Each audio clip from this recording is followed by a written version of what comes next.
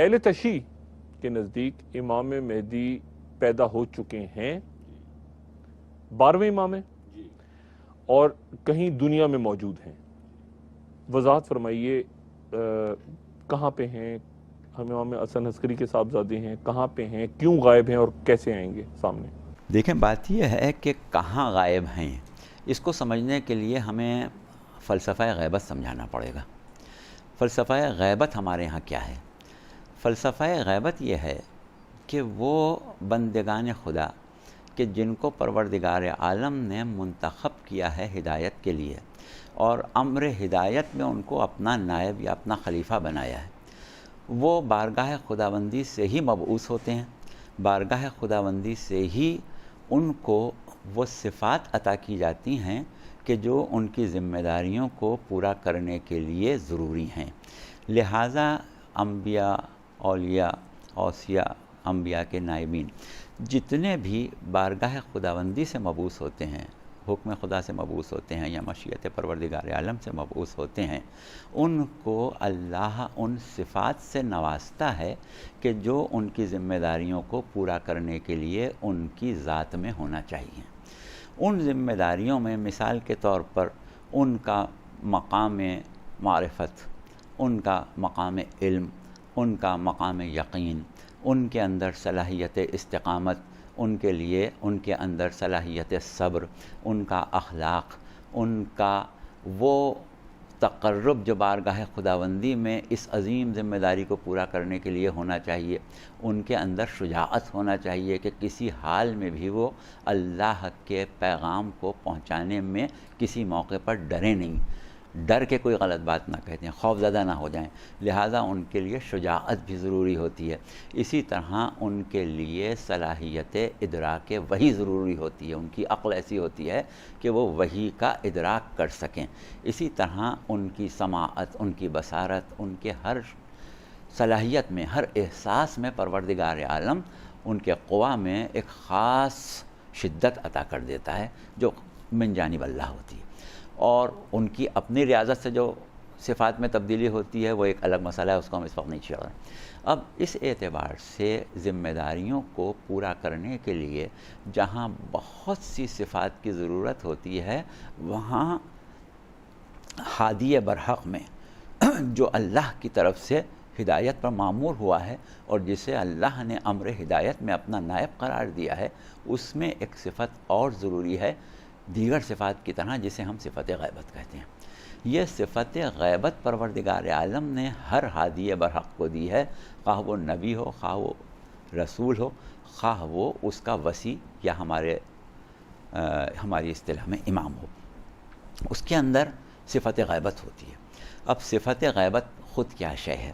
صفت غیبت یہ ہے کہ اس کے اندر اپنی ذمہ داریوں کو ادا کرنے کے لیے ایک ملکہ یہ بھی ہوتا ہے کہ وہ اس طرح لوگوں کے درمیان ہو کہ اس کے وجود کا احساس خلق خدا کے اندر سے ختم ہو جائے، لوگ اس کے وجود کو محسوس نہ کریں۔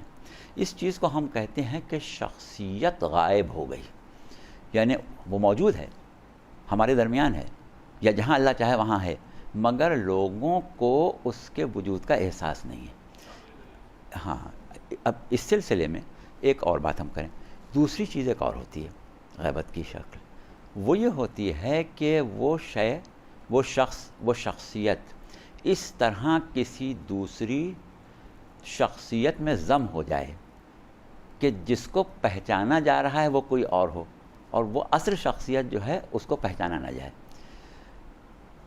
ایسی صورت میں یہ ہوتا ہے کہ جس لوگوں کے سامنے جو شخصیت ہے، یعنی محسوس کی جا رہی ہے، غائب نہیں ہے، پہچانا جا رہا ہے، اس کو کسی اور حیثیت سے پہچانا جا رہا ہے، جبکہ اس کی حقیقی حیثیت اس کے اندر گم ہے، حقیقی حیثیت اس کے اندر گم ہو چکی ہے۔ تو اس کے لیے ہم کہتے ہیں کہ یہ ایک ایسی غیبت کی یہ شکل ہے کہ جس میں شخصیت گم ہے، شخص سامنے ہے۔ تو یہ صفت پروردگار عالم نے کیونکہ ہر نبی کو ادا کی ہے، اور یہ صفت نبی اور امام میں بالقوا ہوتی ہے، ضرورت کے وقت بالفعل ہو جاتی ہے۔ ضرورت کا احساس صرف اللہ کو ہوتا ہے، اللہ جانتا ہے کہ وہ کب اس کو بالفعل کر دے۔ تو اب اگر ہم تاریخ انبیاء اٹھا کے دیکھیں تو ہمیں ایسے انبیاء ملتے ہیں کہ جن کی یہ صفت بالفعل ہو گئی، جس میں جناب ادریس علیہ السلام ہیں، جس میں جناب الیاس علیہ السلام ہیں، جس میں حضرت خضر علیہ السلام ہیں، جس میں جناب عیسیٰ علیہ السلام ہیں، کہ ان کی صفت غیبت جو ہے وہ بالفعل ہو گئی۔ اب صفت غیبت سے متصل ایک صفت ہوتی ہے طول حیات، کیونکہ اگر مدت غیبت طولانی ہو تو پھر ضروری ہے کہ اس کی حیات بھی طولانی ہو اور اس غیبت کے طول کا ساتھ دے سکے۔ تو اس اعتبار سے جناب خضر کو اگر اللہ نے ہزاروں سال کی غیبت دی ہے تو ان کو ہزاروں سال کی عمر بھی دی ہے۔ جناب عیسیٰ کو اب تک 2000 سال ہو چکے، تو ان کو غیبت کے زمانے میں طول عمر 2000 سال یا اس سے زیادہ جو اللہ کی مرضی ہو اس نے عطا کر دی۔ جناب ادریس کا زمانہ بہت پرانا زمانہ ہے، حضرت نوح سے بھی پہلے کا زمانہ ہے، اسی طرح حضرت الیاس کا زمانہ پرانا زمانہ ہے۔ تو اتنے عرصے تک طول حیات عطا کرنا اور ان کے وجود کا احساس خلق کے اندر سے ختم کر دینا کہ لوگ ان کو محسوس نہ کر سکیں۔ اب غیبت میں کیونکہ جو انبیاء کی غیبت ہے، جیسے حضرت عیسیٰ کے بارے میں روایت ہے کہ چوتھے آسمان پر غائب ہیں، تو اب یہ چوتھا آسمان کیا چیز ہے، پھر تفصیلی بات ہو جاتی ہے کہ آسمان کیا ہے، اس کی تعداد کیا ہے، اور کس طرح پہلا کہاں ہے، دوسرا کہاں ہے، تیسرا کہاں ہے، بہت تفصیلی بات ہو جاتی ہے۔ اس لیے عام طور پر لوگ مختصر کرتے ہیں چوتھے آسمان پر غائب ہیں، کیونکہ ان کے مقام کا ایک تعین کیا جاتا ہے۔ لیکن کوئی ضروری نہیں ہے کہ ہر غائب حجت خدا کے مقام کا تعین کیا جا سکے، اس لیے کہ وہ پروردگار عالم نے اس کے وجود کے احساس کو گم کر دیا ہے۔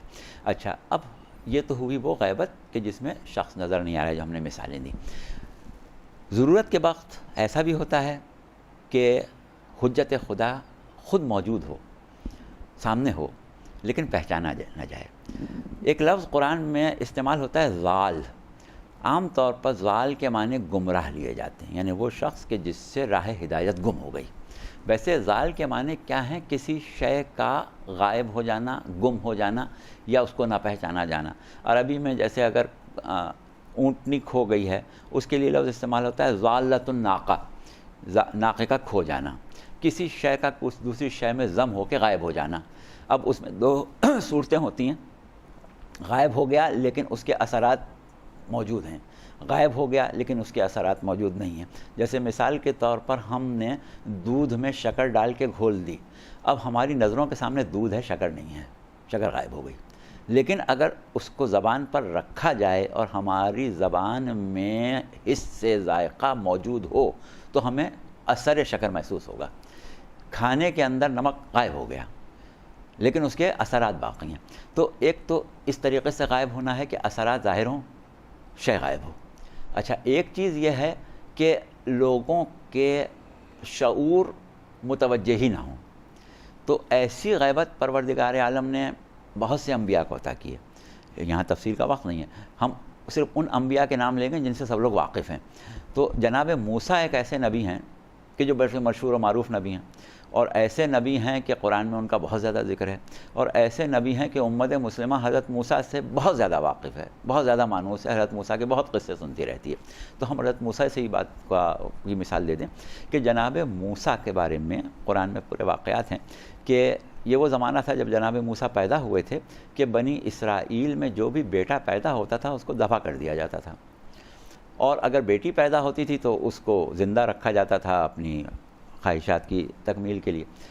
تو حضرت موسیٰ جب پیدا ہونے والے ہوئے تو طے شدہ بات تھی کہ فوری طور پر نہیں تو جیسے ہی بادشاہ کو علم ہوگا، جیسے ہی فرعون کا علم ہوگا، ان کو ذبح کر دیا جائے گا۔ ان کی والدہ پریشان ہوئی، پورا قرآن میں تذکرہ ہے کہ اللہ نے ان کو وحی کی اور ان سے کہا کہ تم گھبراؤ نہیں، بچے کو دودھ پلاؤ، اور اگر ہم کہیں تو پھر تم اس کو صندوق میں رکھنا اور دریا میں بہا دینا، مشہور واقعہ سارے۔ اب ہوا کیا کہ جناب موسیٰ خود فرعون کے دربار میں پڑھنے لگے۔ اب ظاہر ہے کہ جناب موسیٰ کون ہیں؟ اللہ کے برگزیدہ نبی ہیں۔ جناب موسیٰ اتنے عظیم پیغمبر ہیں کہ پیغمبر اسلام اور حضرت ابراہیم کے علیہ السلام کے بعد سب سے بڑا مقام جناب موسیٰ کا ہے، اور اتنا عظیم پیغمبر جس کی ماں پر اللہ وحی کر رہا ہے، تو ظاہر ہے کہ بارگاہ خداوندی میں اس کا جو مقام تھا وہ فرعون کے دربار میں پوشیدہ تھا۔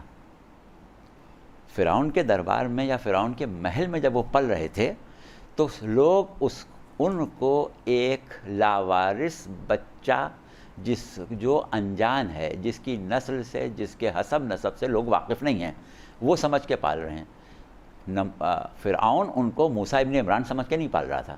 تو کیا تھا کہ موسیٰ ابن عمران ایک انجان، ایک ایسے بچے میں گم تھے۔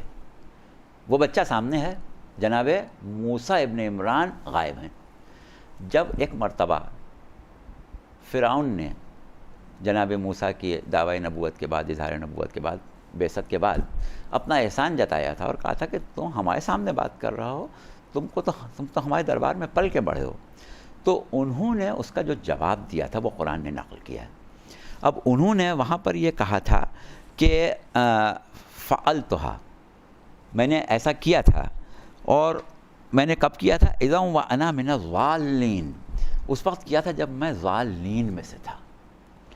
تو ضالین میں سے تھا۔ اب یہاں پر ضال کے معنی جیسا کہ ہم نے بتایا گمراہ نہیں ہے، یہاں ضال کے معنی کھویا ہوا، غائب، یعنی میری شخصیت غائب تھی اس وقت۔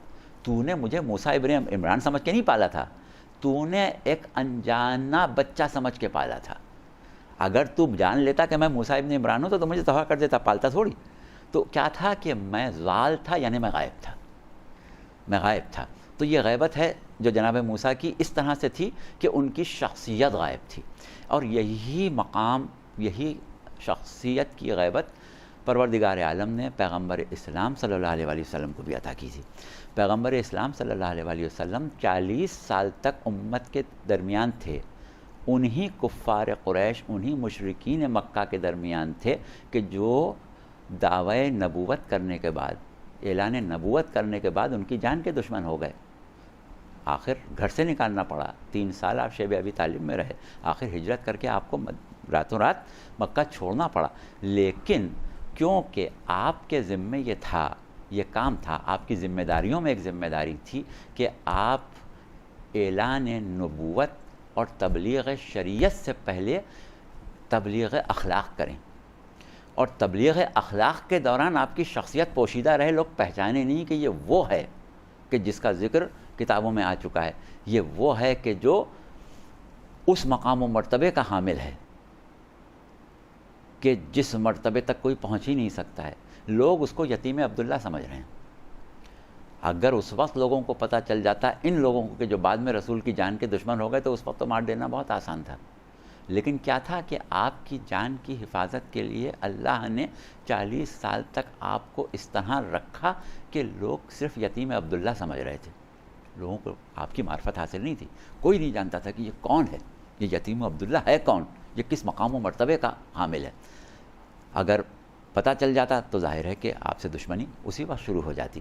تو اب آپ کی شخصیت جو تھی وہ اللہ نے یتیم عبداللہ کی شکل میں غائب رکھی، اور اس کا ذکر قرآن میں کیا کہا کہ وَوَجَدَكَ ضَالًّا فَهَدَىٰ، کہ ہم نے تم کو ضال پایا اور ہدایت کی، پس ہدایت کی۔ تو کوئی بھی مسلمان یہ ترجمہ اس کا نہیں کر سکتا کہ پیغمبر اسلام کو معاذ اللہ کو گمراہ پایا، یعنی پیغمبر اسلام کی شخصیت کو گم پایا۔ اب اللہ نے جب یہ چاہا کہ یہ ذات پہچانی جائے، اس کا تعارف ہو، تو لوگوں کو ہدایت کی اس ذات اور اس شخصیت کی معرفت کی۔ یہ ہدایت جو ہے یہ معرفت پیغمبر اسلام ہے کہ لوگوں کو معرفت پیغمبر اسلام کی ہدایت کی، تو آپ کا وہ زمانہ غیبت ختم ہو گیا، آپ ظاہر ہو کے سامنے آ گئے، کہہ رہے یہ تو یہ شخصیت ہے، یہ تو اس کا تو یہ مقام ہے، اس کا تو یہ مرتبہ ہے۔ تو یہ اس وقت نہیں تھا سامنے، یہ چھپا ہوا تھا، غائب تھا۔ تو اس طریقے سے صفات انبیاء میں، صفات اوصیاء میں، صفات ہادیان برحق میں ضروری ہے کہ صفت غیبت ان کے اندر ہو۔ اب جب اللہ چاہتا ہے اس کو بالفعل کر دیتا ہے، جب تک اللہ چاہتا ہے اس کو بالقوہ رہنے دیتا ہے، یعنی اس کے اندر ہے، مگر جب اللہ چاہے گا بروئے کار آئے گی، جب اللہ چاہے گا بالفعل ہوگی۔ تو اسی طریقے سے اب سوال یہاں پہ یہ پیدا ہوتا ہے کہ اللہ کب چاہتا ہے، کب نہیں چاہتا؟ تو مشیت پروردگار عالم تو مشیت خدا ہی ہے۔ ہم اللہ کے فعل کے مواقع سے یہ اندازہ لگاتے ہیں کہ اس کی مشیت میں یہ مواقع کب آتے ہیں۔ تو مشیت میں مواقع ہم یہ دیکھتے ہیں کہ اس وقت آتے ہیں کہ جب 2 شرائط ہوں۔ پہلی شرط تو یہ ہو کہ حجت خدا اگر اپنی اصل حیثیت میں ظاہر ہو جائے تو اس کو قتل کر دیا جائے گا، مار دیا جائے گا، اس کی جان خطرے میں ہے. جیسے جناب موسیٰ کی جان خطرے میں تھی، پیغمبر اسلام کی جان خطرے میں تھی. حضرت عیسیٰ کو سولی پر چڑھا دیا جاتا اگر غیبت میں نہ جاتے. حضرت ادریس کو بادشاہ قتل کرنے جا رہا تھا اگر وہ غیبت میں نہ چلے جاتے. تو اس وقت کہ جب ان کی جان خطرے میں ہو. دوسری چیز ایک یہ ہوتی ہے کہ جان خطرے میں ہو اور اس کی جان جانے کے بعد، اس کو قتل کیے جانے کے بعد اس معیار کا دوسرا ہادی بھی موجود نہ ہو. اگر اس معیار کا دوسرا ہادی موجود ہے تو اللہ حجت خدا کو شہید ہو جانے دیتا ہے، قتل ہو جانے دیتا ہے. جیسے 11 امام شہید ہو گئے کیونکہ اس معیار کا دوسرا ہادی موجود تھا. مگر جب وہ مقام آ جائے کہ اس معیار کا دوسرا ہادی موجود نہ ہو تو پھر اس کی حفاظت پروردگار عالم اپنے اعجاز سے کرتا ہے، اپنی خاص قدرت سے کرتا ہے، اپنے خاص اختیار سے کرتا ہے. تو اس خاص قدرت اور خاص اختیار میں ایک اختیار غیبت جو اس کے اندر صفت بالقوہ موجود ہے، اس کو بروئے کار لانا بھی ہے. تو اس طریقے سے امام یا رسول غائب ہو جاتا ہے. اب جہاں تک، کیونکہ آپ نے سوال کیا امام مہدی کہاں غائب ہیں، تو ہم نے ابھی تو آپ کو فلسفہ غیبت سمجھایا ہے اور یہ بتایا ہے کہ یہ غیبت ہے کیا چیز. لیکن اب ایک بات محدود ہو گئی غیبت امام مہدی کے اوپر، یہ ایک عمومی بات تھی. اب غیبت امام مہدی کیا ہے؟ تو دیکھیں بات کیا ہے کہ جیسا کہ ہم نے کہا کہ ہر نبی کو یہ صفت عطا ہوتی ہے اور جو مقام و مرتبہ اس نبی کا ہو اتنی ہی شدید وہ صفت اس کے اندر ہوتی ہے. یعنی اگر ایک نبی کم درجے کا ہے تو اس کا کی مقام معرفت، اس کا مقام تقرب، اس کا صلاحیت ادراک وحی اس درجے کی نہیں ہوگی جو اس سے اعلیٰ درجے کا نبی کا ہوگا. جو اس سے اعلیٰ درجے کا نبی ہے اس کا کچھ اور ہوگا. تو اسی طریقے سے صفت غیبت کی شدت اور صفت غیبت کی وسعت و پھیلاؤ اس نبی کے لیے زیادہ ہوگا جس کا مقام و مرتبہ بارگاہ خداوندی میں زیادہ ہو. جتنا اعلیٰ مرتبہ ہوگا اتنا ہی اس کی اعلیٰ غیبت ہوگی. جیسے جناب ادریس کا مرتبہ جتنا ہے اتنی ان کی صفت غیبت میں شدت ہے. جناب عیسیٰ کا جتنا مرتبہ بارگاہ خداوندی میں ہے اتنی شدت ان کی صفت غیبت میں ہے. لیکن پیغمبر اسلام صلی اللہ علیہ وآلہ وسلم کا مرتبہ اور دیگر انبیاء کے مرتبے میں زمین آسمان کا فرق ہے. آپ سید الانبیاء ہیں.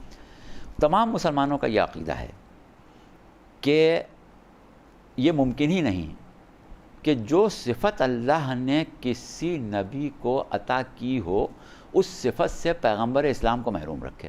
لیکن پیغمبر اسلام صلی اللہ علیہ وآلہ وسلم کا مرتبہ اور دیگر انبیاء کے مرتبے میں زمین آسمان کا فرق ہے. آپ سید الانبیاء ہیں. تمام مسلمانوں کا یہ عقیدہ ہے کہ یہ ممکن ہی نہیں کہ جو صفت اللہ نے کسی نبی کو عطا کی ہو اس صفت سے پیغمبر اسلام کو محروم رکھے. ممکن ہی نہیں. ورنہ آپ کی سیادت، آپ کا سردار ہونا جو ہے وہ خلاف عدالت ہو جائے جب تک کہ اس صفت کی شدت ان میں نہ ہو. ایک چیز یہ ہوتی ہے کہ برابر ہو، یعنی استاد اور شاگرد کا علم برابر ہو تو کیا ہے کہ برابری آ جائے گی. استاد کا علم جس وقت وہ اس کی شاگردی کر رہا ہے بات کی بات اور ہے، اس وقت شاگرد سے بہت زیادہ ہونا چاہیے. تو اسی طرح امت کے مقابلے میں نبی کی ہر صفت، جو صفات امت میں پائی جائیں، نبی میں وہ صفت بدرجہ اتم پائی جاتی ہے. اب کیونکہ دیگر تمام انبیاء امت پیغمبر اسلام میں شامل ہوتے ہیں، اس کے لیے ہم قرآن کی آیت ابھی آگے چل کے پڑھیں گے. جو ہم نے کہہ دیا کہ امت میں شامل ہوتے ہیں تو آپ پوچھ سکتے ہیں کہ بھائی وہ تو پہلے گزر گئے، رسول کی امت کیسے ہو گئے؟ وہ ہم ابھی بعد میں بات کریں. تو ضروری ہے کہ جو صفات دوسرے انبیاء کو دی گئی تھیں وہ پیغمبر اسلام کو بدرجہ اتم دی جائے. سب سے زیادہ شدت کے ساتھ وہ صفت پیغمبر اسلام صلی اللہ علیہ وسلم کی ذات میں ہونا چاہیے. تو جس طریقے سے دوسرے، اور بلکہ ایسی صفات بھی آپ کی ذات میں ہیں کہ جو دوسرے انبیاء میں نہیں ہیں. جیسے مثال کے طور پر صفت معراج. صفت معراج وہ ہے کہ جو خود پیغمبر اسلام کی ایسی صفت ہے جو کسی نبی میں نہیں ہے، صرف آپ میں ہی ہے. اب ہم کیونکہ شیعہ عقیدے کسی شیعہ پلیٹ فارم سے بات کر رہے ہیں اور ہمیں بحیثیت شیعہ نمائندہ بلایا گیا، تو اس لیے ہم یہ بات کہہ رہے ہیں کہ عامت المسلمین، تمام مسلمانوں کے مکاتب فقہ معراج کے قائل ہیں. لیکن ہمارا عقیدہ معراج واقع کی حد تک نہیں ہے. ہم یہ نہیں کہتے کہ ایک واقعہ پیش آیا کہ رسول اللہ چلے گئے، حادثاتی طور پر چلے گئے، اتفاقی طور پر چلے گئے یا پروگرام کے تحت چلے گئے، نہیں، آپ صاحب صفت معراج ہیں، صاحب معراج ہیں، آپ کے اندر صفت معراج بالقوہ موجود ہے۔ اگر بالقوہ صفت معراج موجود نہ ہوتی تو بالفعل واقع ہو ہی نہیں سکتی تھی۔ بالفعل اسی لیے واقع ہوئی کہ آپ کے اندر بالقوہ موجود تھی۔ تو جس نبی کے اندر صفت معراج بالقوہ موجود ہو وہ ہر وقت معراج پہ جا سکتا ہے، اس کے لیے وقت، موقع، محل مقرر نہیں ہے، بس صرف مرضی معبود ہو کہ یہ بالفعل ہو جائے وہ چلا جائے گا، اس لیے کہ اس کے اندر بالقوہ موجود ہے، یہ صلاحیت وہ رکھتا ہے، یہ اس کی صفت ہے۔ تو اب اگر ہم یہاں پر ان منابع سے بات کریں کہ جن کا تعلق مکتب تشیع سے ہے تو صورت یہ ہوگی کہ ہر شخص کے لیے قابل قبول نہیں ہوگا، اس لیے ہم صفت غیبت مہندی، اب صفت غیبت مہندی پر خاص بات کو بیان کرنے کے لیے ایک ایسے عالم کی طرف رجوع کرتے ہیں، ایک ایسے عالم کا نظریہ لے کے آتے ہیں کہ جو مکتب تشیع سے تعلق نہیں رکھتا، اور بر صغیر کے مسلمان سب اسے جانتے ہیں، بڑے مشہور محدث ہیں، محدث عبدالعزیز دہلوی، بڑی مشہور شخصیت ہیں، ان کے والد صاحب سے سب واقف ہیں، ان کے بھائیوں سے بھی واقف ہیں، ہم اس وقت ان کی زیادہ گفتگو نہیں کر رہے ہیں ورنہ یہ معروف شخصیت ہے۔ ہاں، ان کی ایک کتاب ہے سر الشہادتین، یعنی دو شہادتوں کا راز، اس میں انہوں نے جو ہم گفتگو کر رہے ہیں اسی سے اپنے نظریے کو ماخوذ کیا ہے، اور انہوں نے یہ کہا کہ یہ ممکن نہیں ہے کہ سید الانبیاء میں، سردار الانبیاء میں وہ تمام صفات موجود نہ ہوں جو دیگر انبیاء میں تھیں۔ اب یہ تمام مسلمانوں کا عقیدہ ہے، کسی شاعر نے کہا تھا کہ حسن یوسف دم عیسیٰ ید بیضا داری ان چخو محمدار انتو تنہا داری، کہ تمام صفات جو انبیاء میں ہیں وہ آپ کے اندر ہیں، لیکن ہم صرف اس بات پر اکتفا نہیں کرتے، ہم یہ کہتے ہیں کہ وہ تمام صفات جو اللہ نے دیگر انبیاء میں عطا کی ہیں، اگر ان کا کمال دیکھنا ہے تو ذات محمد مصطفیٰ صلی اللہ علیہ وسلم میں دیکھنا، ان سب کا کمال پیغمبر اسلام کی ذات میں۔ تو محدث دہلوی فرماتے ہیں کہ جہاں انبیاء کو بہت سی فضیلتیں عطا ہوئی ہیں، وہاں ایک فضیلت انبیاء ما سبق کو فضیلت شہادت کی شکل میں بھی عطا ہوئی ہے۔ بعض انبیاء ایسے ہیں کہ جو شہید ہوئے ہیں، جن کو شہید کیا گیا، حضرت یحییٰ شہید ہوئے، حضرت زکریا شہید ہوئے، کئی انبیاء ایسے ہیں جو شہید کیے گئے، بڑے ظلم سے شہید کیے گئے۔ تو وہ انبیاء جو شہید کیے گئے کار رسالت میں، کار الہی میں، ان کی جان چلی گئی، یا یہ کہیں کہ انہوں نے اللہ کی مشیت کو، اللہ کے دین کو، اللہ کے پیغام کو عام کرنے کے لیے اپنی جان کی پرواہ نہیں کی، اپنے جان کا نذرانہ پیش کر دیا، تو وہ شہید ہو گئے۔ اب یہ صفت شہادت کی ہر نبی میں موجود ہوتی ہے، لیکن یعنی ہر نبی کے اندر یہ جذبہ موجود ہوتا ہے کہ وہ اللہ کی راہ میں جان دے دے گا، لیکن بالفعل واقع سب نبیوں کے لیے نہیں ہوئی، لیکن کچھ کے لیے تو ہوئی۔ اب پیغمبر اسلام تو سب کے سردار ہیں، تو وہ نبی جو شہید ہو گئے وہ فضیلت شہادت میں پیغمبر اسلام سے آگے چلے جائیں گے، کیونکہ پیغمبر اسلام بظاہر شہید نہیں ہوئے۔ اب انہوں نے یہاں پر یہ نظریہ قائم کیا ہے کہ بات یہ ہے کہ صفت شہادت پیغمبر اسلام میں ان انبیاء کی فضیلت شہادت سے زیادہ موجود تھی، لیکن شہادت کی دو قسمیں ہیں، ایک شہادت جہری، ایک شہادت سری، ایک وہ شہادت کہ جو بظاہر واقع ہو اور ایک وہ شہادت جو خاموشی سے واقع ہو جائے۔ تو یہ دونوں قسمیں شہادت کی پیغمبر اسلام کی صفات میں بالقوہ موجود تھیں، لیکن بالفعل ظاہر نہیں ہو سکیں۔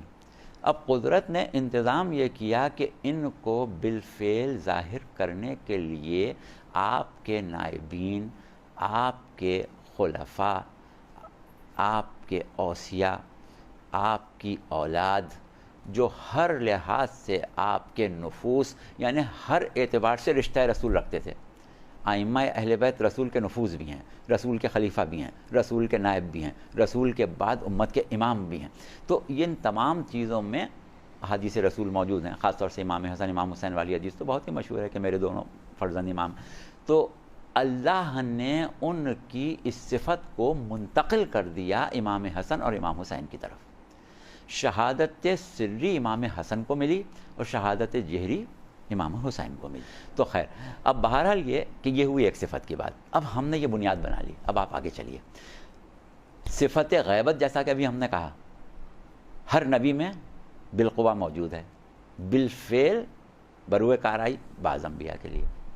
پیغمبر اسلام کے لیے وہ صفت غیبت کے جس میں شخصیت ہی غائب نہ ہو بلکہ شخص بھی غائب ہو اور لوگوں کے احساس سے بصارت سے باہر چلا جائے، تو یہ صفت پیغمبر اسلام میں بدرجہ اتم موجود ہے بالقوا. جو جتنی شدت جناب عیسیٰ میں ہے، جتنی شدت جناب الیاس میں ہے، جتنی شدت جناب خضر میں ہے، جتنی شدت جناب ادریس میں ہے، اس سے ہزاروں گنا زیادہ بڑی شدت صفت غیبت پیغمبر اسلام میں ہے. اب پیغمبر اسلام کی یہ صفت غیبت اگر تا قیامت بروئے کار نہ آئے تو صفت غیبت میں ان انبیاء سے پیغمبر اسلام پیچھے رہ جائیں جن کو صفت غیبت بروئے کار آ گئی. تو جس طرح صفت شہادت منتقل ہو گئی امام حسن اور امام حسین میں، اسی طرح صفت غیبت منتقل ہو گئی 12ویں نائب میں. اگر پیغمبر اسلام کی غیبت میں عیسیٰ سے اتنی اعلیٰ اور عرفہ ہے کہ جب تسلسل غیبت محمد ختم ہو تو تسلسل غیبت عیسیٰ بھی قائم نہیں رہ سکتا. عیسیٰ کو ظاہر ہونا پڑے گا. صرف عیسیٰ نہیں آئیں گے، تمام انبیاء آ جائیں گے، کیونکہ اب کسی نبی کی غیبت نہیں چلے گی. تسلسل غیبت محمد ختم ہو گئی. تو یہ ظہور مہدی تسلسل غیبت محمد کا اختتام ہے. لہٰذا وہ تمام انبیاء جو غائب ہیں سب ظاہر ہو جائیں گے، سب ان کی نصرت کے لیے آ جائیں گے، سب ان کی مدد کے لیے آ جائیں گے. اب سوال یہ یہاں پر ہم نے بھی کہا کہ ہم اس بات کو قرآن کی طرف لے کے جائیں. سورہ بنی اسرائیل، سورہ آل عمران، معاف کیجیے گا، سورہ آل عمران آیت 81. پروردگار عالم نے ارشاد فرمایا وَإِذْ أَخَذَ اللَّهُ مِيثَاقَ النَّبِيِّينَ لَمَا آتَيْتُكُم مِّن كِتَابٍ وَحِكْمَةٍ ثُمَّ جَاءَكُمْ رَسُولٌ مُّصَدِّقٌ لَتُؤْمِنُنَّ بِهِ وَلَا تَنصُرُنَّهُ لَمَا مَعَكُمْ لَتُؤْمِنُنَّ بِهِ وَلَا تَنصُرُنَّهُ. جب اس وقت کو یاد کرو کہ جب تمام انبیاء کو کتاب و حکمت میں سے کچھ دیا گیا تو ان سے یہ عہد لیا گیا کہ جب وہ رسول آئے گا جو تمہاری تصدیق کرنے والا ہوگا، رسول مصدق لما معکم لتؤمنن بہ ولا تنصرنہ، تو تم لوگ لازماً اس پر ایمان لاؤ گے اور لازماً اس کی مدد کرو گے. تو اب جو ایمان لاتا ہے نبی پر وہ کون ہوتا ہے؟ نبی کی امت ہوتا ہے. تو تمام انبیاء کو کتاب و حکمت دی ہی اسی شرط پر تھی کہ وہ اپنے آپ کو امت محمد مصطفیٰ صلی اللہ علیہ وسلم سمجھیں اور ان پر واجب ہے کہ وہ ان کی مدد کریں. اب ظاہر ہے کہ حیات ظاہری پیغمبر اسلام صلی اللہ علیہ وآلہ وسلم میں انبیاء کوئی مدد کرنے کے لیے تو نہیں آئے. ملائکہ آئے، اللہ نے غیب سے مدد کی، وہ ایک الگ مسئلہ ہے. لیکن جناب عیسیٰ آ گئے ہوں، حضرت موسیٰ آ گئے ہوں، حضرت ابراہیم آ گئے ہوں، ایسا تو نہیں ہوا کہ انہوں نے آ کے مدد کی ہو. تو تمام انبیاء پر نصرت پیغمبر اسلام ابھی واجب الادا ہے. تو اب پیغمبر اسلام کم از کم عام مسلمانوں کی اطلاع جہاں تک ہے ابھی کوئی اور جہاد آ کے نہیں کرنے والے ہیں، اور مدد آپ کی انبیاء پر لازم ہے. جس دن بعثت سرکار رسالت کا حتمی نتیجہ نکلے گا اس دن پوری دنیا عدل و انصاف سے بھر چکی ہوگی. پروردگار عالم نے پیغمبر اسلام صلی اللہ علیہ وسلم کو ایک حکم دیا تھا کہ یا ایھا النبی جاہد الکفار والمنافقین واغلظ علیہم، اے نبی آپ جہاد کریں کافروں و منافقوں سے اور ان پر سختی کریں. سرکار رسالت صلی اللہ علیہ وآلہ وسلم نے اپنی پوری حیات طیبہ میں منافقوں سے کبھی جہاد نہیں کیا، ہمیشہ کافروں سے کیا، لیکن کار نبوت میں کیونکہ یا ایھا النبی کہہ کے خطاب کیا گیا ہے، منافق سے جہاد شامل ہے۔ ایسا جہاد عالم اسلام کی تاریخ میں آج تک نہیں ہوا کہ جس میں مقابل پر کافر بھی ہوں منافق بھی ہوں۔ یہ جہاد صرف امام مہدی علیہ السلام کریں گے کہ مقابل پر کافر بھی ہوں گے اور منافق بھی ہوں گے، اور یہ حکم ہے پیغمبر اسلام جو کار نبوت کے طور پر آپ کو دیا گیا تھا، یہ آپ کا وہ 12واں نائب آ کے پورا کرے گا۔ اب وہ انبیاء جنہوں نے عہد کیا تھا کہ پیغمبر اسلام کی نصرت ضرور کریں گے، وہ اگر زندہ ہیں تو اس وقت جب جہاد مہندی ہو رہا ہے ان پر واجب ہے کہ وہ آ کے امام مہدی کی نصرت کریں۔ وہ جو لوگوں کو اشتباہ پیدا ہوتا ہے کہ صاحب اللہ نے تو نبوت حضرت عیسیٰ کو دی تھی اور حضرت عیسیٰ سے نبوت کیسے لے لے گا، اور امام مہدی تو امام ہیں، وہ تو نبی نہیں ہیں۔ ارے بھائی، نمائندے کس کے ہیں؟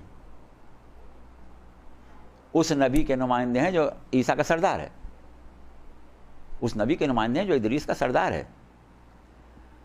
اب اگر ہم کسی کو خود بھی اپنا نمائندہ بنا دیں تو اس کی حیثیت ہمارے قائم مقام کے حساب سے ہماری جیسی ہو جائے گی، نہ کہ خدا بنائے۔ اب اس کے بعد ایک چیز ہم اور تذکرتاً عرض کر دیں، آج سے تقریباً 50-60 سال پہلے کی بات ہے، عالم نصرانیت کے ایک عالم نے کچھ سوالات کیے تھے ملت مسلمہ سے، تو اس میں سے صرف ہم ایک سوال کی بات اس وقت کریں گے۔ اس نے ایک سوال یہ بھی کیا کہ آپ لوگوں کا اپنا عقیدہ ہے کہ حضرت عیسیٰ زندہ ہے، ایک دوسرے آپ لوگوں کا عقیدہ یہ ہے کہ اس نبی کا کلمہ پڑھنا چاہیے، آپ سب انبیاء کو مانتے ہیں، لیکن کلمہ اس نبی کا پڑھتے ہیں جو بعد میں ہو۔ اب آپ یہ کہتے ہیں کہ پیغمبر اسلام صلی اللہ علیہ وآلہ وسلم سن 11 ہجری میں وفات پا گئے، تو جب آپ وفات پا گئے تو ظاہر ہے کہ اب بقول اس کے ہی ہم اس کے الفاظ کریں، انبیاء ما سبق کے زمرے میں چلے گئے اور جناب عیسیٰ موجود۔ تو جب جناب عیسیٰ موجود ہیں، آج ہم اگر دیکھیں تو پیغمبر اسلام اس طرح وفات پا گئے جیسے دیگر انبیاء وفات پا گئے، اور عیسیٰ ابھی اس وقت موجود ہیں، اللہ کے نبی بھی ہیں، اولو العزم بھی ہیں، صاحب کتاب بھی ہیں۔ تو کلمہ کس کا پڑھیں گے اب آپ؟ جو اب ہے اس کا پڑھیں، جو گزر گیا اس کا کیوں پڑھ رہے ہیں؟ تو اس کا جواب واضح طور پر دنیا تشیع سے آیا تھا، اور انہوں نے یہ کہا تھا کہ عیسیٰ کی غیبت کو تم بنیاد بنا کے بات کرتے ہو، اگر پیغمبر اسلام اسی طرح غائب ہو جاتے جیسے جناب عیسیٰ غائب ہوئے تھے تو پیغمبر اسلام میں اور حضرت عیسیٰ میں مساوات ہو جاتی، برابری ہو جاتی، مگر آپ کی عظمت، آپ کی بلندی اللہ ظاہر رکھنا چاہتا ہے، آپ کو عیسیٰ کے برابر نہیں کرنا چاہتا۔ اب ہم اس کی ایک مثال دے دیں گے، خیر اس عالم کی یا ان جوابوں میں نہیں تھی، ہم سمجھانے کے لیے کہہ رہے ہیں کہ جیسے فرض کریں کہ ایک مومن ہے، مسلم ہے، صاحب علم ہے، اپنے کچھ شاگردوں کے لیے بیٹھا ہوا ہے، چھوٹے چھوٹے بچوں کو ان کو کچھ تعلیم دے رہا ہے۔ کسی دوسرے مکتب سے ایک شخص آیا اور اس نے آ کے کہا کہ میرے پاس جو سوال ہے اس کا جواب صرف میرے قوم کے اعلیٰ ترین عالم فلاں فلاں شخص نے دیا ہے، اگر آپ اس سوال کا جواب دے دیں تو ہم آپ کو اس کے برابر مان لیں۔ اب اگر وہ عالم اس کا جواب دے دے تو اس کے برابر مان لیا جائے گا، لیکن اگر عالم وہ کہے کہ اچھا اس سوال کا جواب چاہیے، یہ میرے بچے شاگرد بیٹھے پوچھ لو کسی سے، اور ان میں سے کوئی بچہ کھڑا ہو کے جواب دے دے، تو مساوات ثابت نہیں ہوگی، برتری ثابت ہو جائے۔ تو اسی طریقے سے پیغمبر اسلام کی ذات پر عملی اطباق، عملی تطبیق ہوتی صفت غیبت کی تو عیسیٰ اور ادریس اور خضر سے برابری ثابت ہو جاتی۔ آپ کے 12ویں نائب پر غائب واقع ہوئی،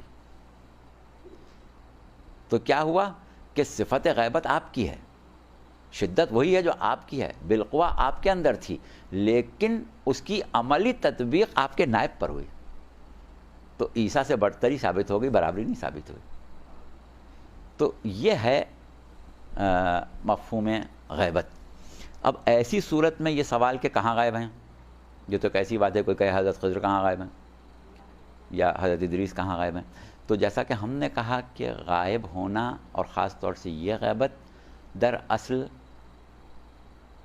وہ غیبت ہے کہ جس میں ہمیں ان کے وجود کا احساس نہیں ہے،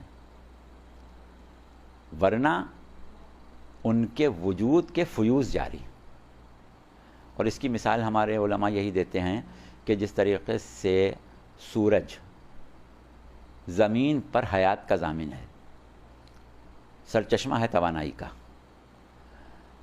اب اگر وہ بادلوں میں چھپ جائے اور نظر نہ آئے، اس میں شک نہیں ہے کہ وہ شدت اس کی شعاؤں کی کم ضرور ہو جاتی ہے لیکن ختم نہیں ہوتی۔ تو ہم بھی یہی سمجھتے ہیں کہ اگر ہمارے امام ہماری نظروں کے سامنے ہوتے، ہر وقت ہمارے رابطے میں ہوتے، تو جو فیض امامت ہمیں حاصل ہوتا وہ غیبت میں نہیں حاصل ہو رہا ہے۔ اس لیے ہم غیبت کو ایک صفت کا انطباق تو سمجھتے ہیں، مگر ہماری بد نصیبی ہے کہ ہم امام سے وہ فیض نہیں حاصل کر پاتے جو ہمیں کرنا چاہیے، جس کا حق ہے۔ تو یہ ہے آپ کے اس سوال کا جواب کہ امام مہدی کہاں غائب ہیں۔